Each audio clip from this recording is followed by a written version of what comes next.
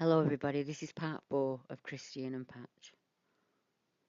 All the while, Patch is cowering in the back, not making any noise, but shaking in fear. We were all spooked, but I had to find out what was going on. We've been trying to work all this out for months now. The figure in the road, the invisible running footsteps, weird human-shaped dark figures, and the dog's continuous fear. I was determined to go back and look. I turned around once more and parked at the beginning of the prints. Everyone got out with me. John was looking at the prints and Rob was keeping watch, scanning everywhere just in case this creature came back. I'm reluctant to give a description on the shape and size of prints as it's been a long time and I cannot remember with full detail. Mobile phones with cameras were available at this time, I think, but I didn't have one and neither did John or Rob. All I can say is that they were not your average footprint.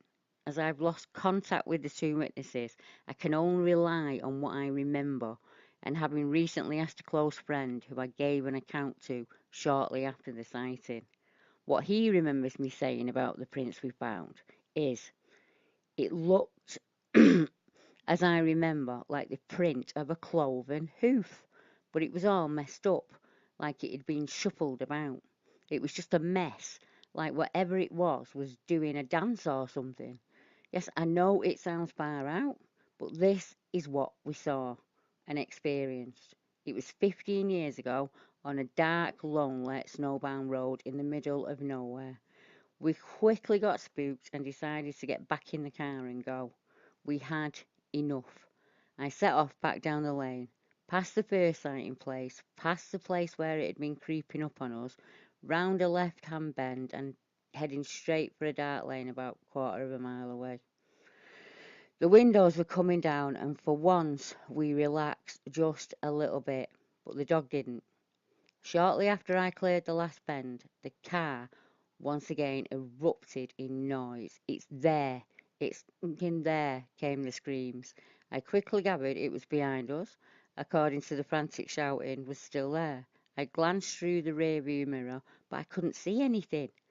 The description they gave was that it was stood in the middle of the road behind us, around 50, 100 yards away, just stood there watching. It was described as a dark humanoid figure. No discernible details.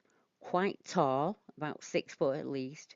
It didn't make any noise. It just stood there in the lane, watching us drive off.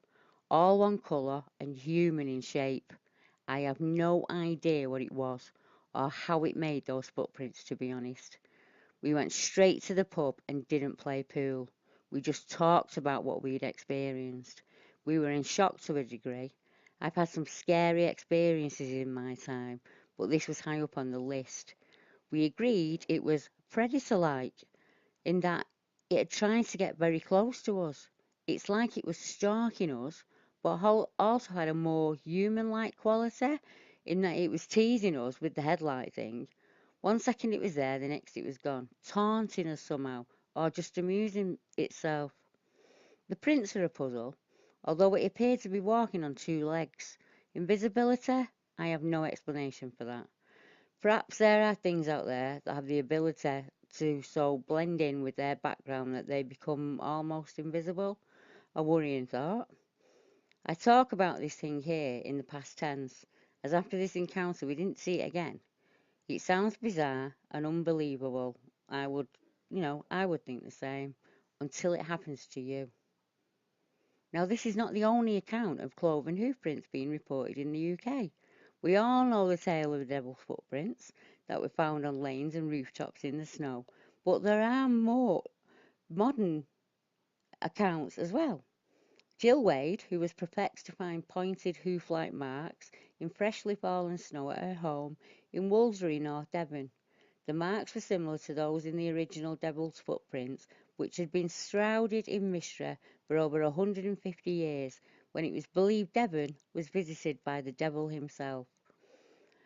The legend has it that on February the 8th, 1855, a trail of hoof-like marks, following straight lines, appeared in the snow for more than 100 miles across South Devon. It was also recorded that the tracks were seen on the side of a 14-foot wall. and again on the other side.